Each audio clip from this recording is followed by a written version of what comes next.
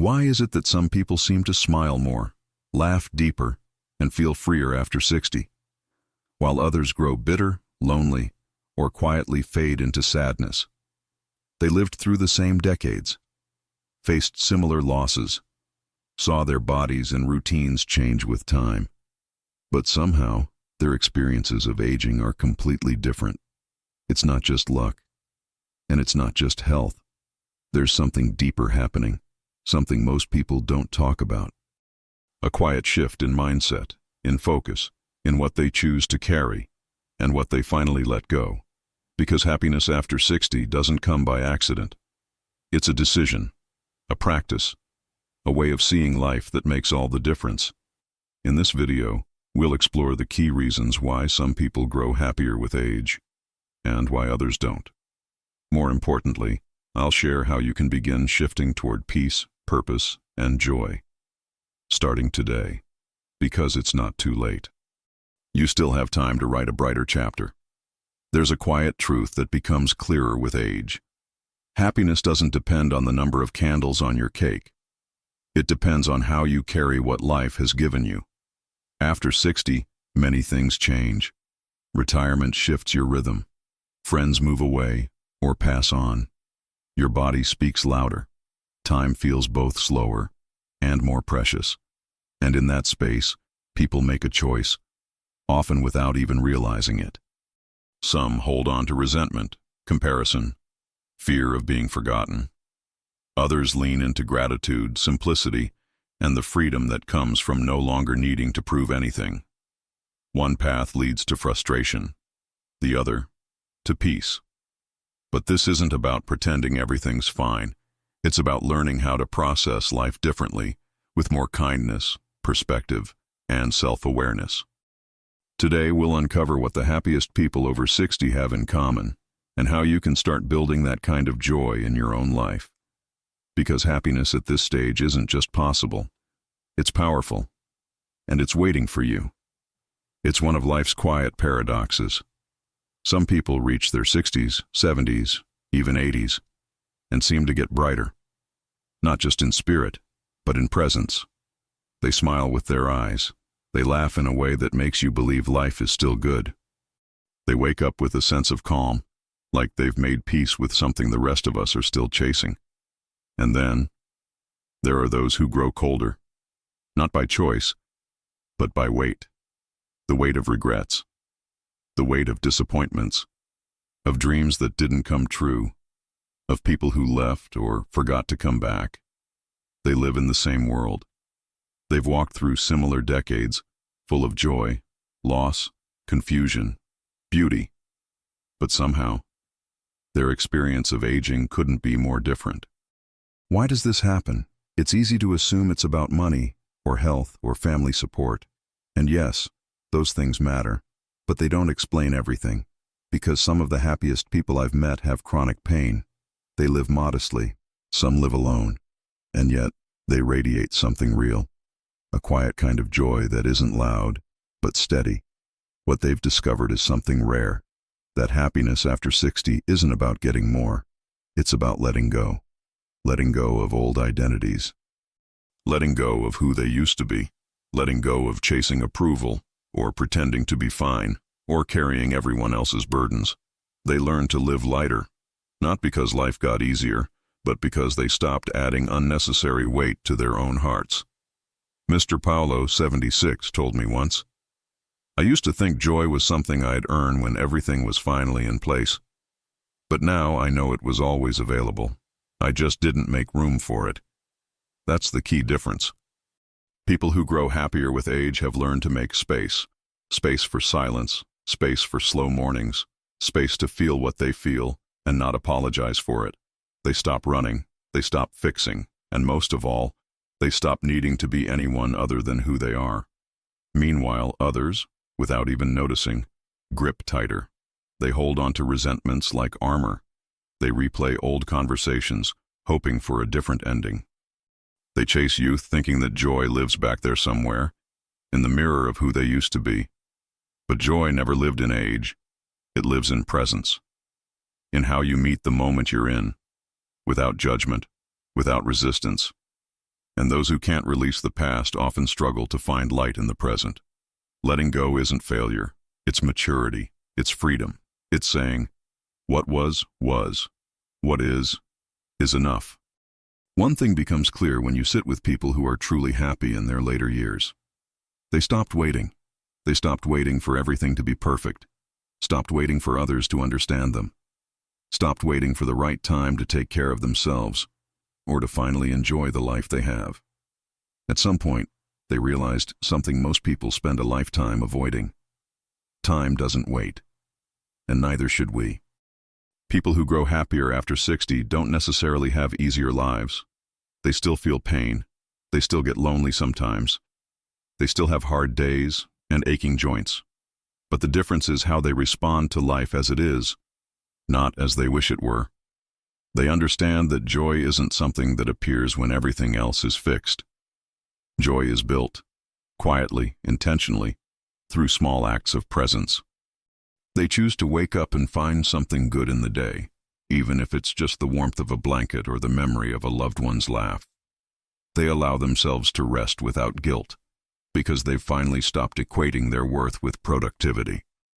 They forgive, not because the other person apologized, but because carrying bitterness is exhausting. They release people who don't reciprocate. They simplify their homes, their routines, their expectations. They learn to say yes to the right things and no without shame. Mr. Antonio, 81, once said something that stayed with me. For most of my life, I was chasing happiness. Now I just try to be available when it shows up. That's what so many people miss. Happiness isn't a constant high. It's not fireworks or loud celebration. It's subtle, gentle, quiet. It's the peaceful walk after dinner. It's a good book, a warm drink, a call from someone who still says, I love you. It's the moment you laugh at something small and realize you hadn't laughed in days. But when you're always thinking about what you don't have, you miss what's right in front of you. That's the mindset of those who remain stuck in sorrow or frustration after 60. They live in comparison to others, to the past, to versions of themselves that no longer exist. They believe joy has an age limit. That peace is for people who got it right. But that's not true. Joy has no age. And healing doesn't expire. The people who grow lighter with age know this. They learn to hold life loosely, with open hands and a soft heart. They know that control is an illusion, but presence is a choice. They stopped trying to be perfect, and instead they became real. So what do happy people over 60 really do differently?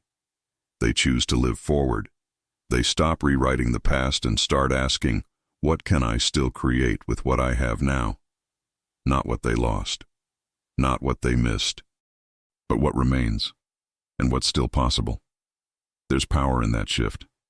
You see it in how they start their mornings. Not rushing, not scrolling, not sighing at the clock, but quietly, with a cup of tea or a prayer or a few deep breaths near the window. It's not dramatic, it's not loud, but it's intentional, and intention is everything. Happiness isn't some final destination with a sign that says, you made it. It's a direction you walk toward. It's the way you move through your day. It's how you choose to interpret your experiences. Those who carry peace into their 70s and 80s learn to see life through a softer lens. They know pain will visit, but they don't build a house for it to stay. They let joy take root, even if it's fragile. They water it, protect it, and return to it like a garden. They also stop hiding who they are. One of the most underrated aspects of happiness is authenticity. The happiest people after 60 are often the ones who finally let go of roles they felt trapped in. The caretaker, the strong one, the fixer, the always available. They get honest. They cry when they need to. They ask for help.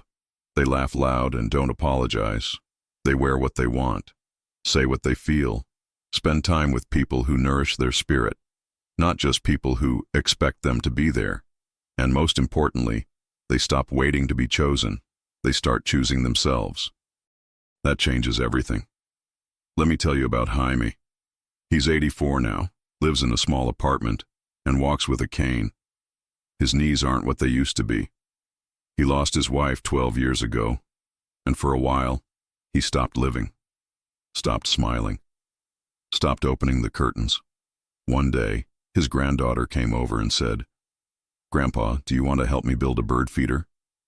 He almost said no, but something inside him, quiet and small, said, "Why not?" They built it, hung it outside the window. And for the first time in years, Jaime sat by that window and waited for the birds, waited for life to return. And it did. Now every morning, he watches them come and go. He gives them names. He smiles. He still misses his wife. His knees still ache. His world is still quiet. But something in him opened. Something came back to life. That's what happiness after 60 looks like. Not perfection, not constant joy, but openness. The willingness to let a new kind of joy arrive, even if it looks different than it used to, even if it comes in smaller moments, even if it's late, especially if it's late. You see, the people who struggle the most after 60 often believe that joy has a shape, and they think it no longer fits them. They think they're too old to be excited, too tired to be curious, too behind to be loved in a new way. But that's the lie. Joy doesn't care how old you are. It doesn't care how many mistakes you made. It doesn't care if you're divorced or broke or lonely. Joy simply asks, "Are you open? Will you notice me when I arrive? Will you make room for me at your table, even now?" The answer determines everything. And let's not forget, the happiest people don't just live for themselves. They give, but not from obligation, from overflow. They've learned that contribution isn't about big gestures. It's about presence, about calling someone who's grieving, sharing a meal with someone who's lonely, teaching something simple to someone younger, giving away stories, wisdom, laughter, not because they should, but because it feels good. They've stopped trying to be remembered for what they had. They want to be remembered for how they made others feel. That's legacy, and it brings meaning, and meaning brings joy. Let me tell you about Anna. She's 77, quiet, never had children. She volunteers at a local library where she reads to children every Thursday afternoon. She doesn't consider herself special, but the kids do. They wait for her. They know her voice. They remember the way she makes them feel safe. She once said, "I used to think I missed my purpose. Now I realize maybe this is it." That's the beauty of aging when you're open. You realize that purpose can begin again, right in the middle of your life.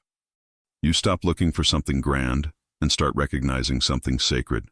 The small ways you show up, the small ways you connect, the small ways you heal others and yourself. And isn't that what happiness really is? Not one big thing, but 1,000 tiny things that you finally start to notice. A warm bed, a real laugh, a second chance, a walk that doesn't hurt as much as yesterday, a sunset that makes you cry. Not because you're sad, but because you're still here to see it. In the end, the happiest people after 60 aren't the ones with the best luck. They're the ones who stay open to wonder, who forgive the past, who slow down enough to feel their own life, and who decide, sometimes quietly, sometimes every day, that joy is still worth choosing. If you've stayed with me this far, I want to say something simple, but important. You matter. Your story matters. And the way you choose to live from here forward, it matters too. So I'd love to hear from you. In the comments, write, "Joy still lives in me." It's not just a phrase, it's a promise to yourself that you're still open, still hopeful, still willing to live with lightness, no matter your past. And tell me, what part of this message touched you most? Was it about letting go, being more present, finding purpose again? This community is a space for healing and honest reflection. Your words might help someone else feel less alone. And your story might be the reminder someone else needed today. If this video helped you in any way, please take a moment to subscribe and turn on notifications. There's more coming. More stories, more truths, more ways to live well after 60. Because you deserve to feel supported, seen, and uplifted every single week. We're walking this path together. Maybe happiness after 60 isn't something that arrives all at once. Maybe it's something you grow into, with practice, with patience, with presence. You've seen now that it doesn't belong only to the lucky or the strong. It belongs to those who are willing to soften, to those who release the weight of comparison, to those who stop running and start noticing. You've also seen what gets in the way, holding on too tight, waiting too long, wishing for what cannot return. But here's the most important truth of all. It's not too late. Not to forgive, not to feel joy again, not to wake up one morning and say, from this day forward, I choose peace, I choose presence, I choose joy, even if it comes in small doses. Because joy isn't loud. It's not a parade. It's a quiet kind of freedom that says, I am enough. This life is still mine, and I intend to live it fully. Let the past be what it was. Let the future unfold, and let this moment, right now, be where happiness begins again. If this message touched your heart today, I'd be honored if you'd leave a like. It helps more people find content that speaks to this season of life with honesty and care. And if you haven't already, click subscribe and turn on notifications so you don't miss the next video we create just for you. Here, we talk about what really matters after 60. Peace, purpose, health, identity, connection. Not just how to age, but how to live fully while doing it. And if someone you love could use a reminder that happiness is still possible, no matter their age, share this video with them. You never know whose life you might brighten with a single click. Thank you for being here, for listening, for reflecting, for showing up not just for this video, but for yourself. Until next time, take good care of the heart that carries your story. You're not too late, you're right on time, and I'll see you in the next chapter.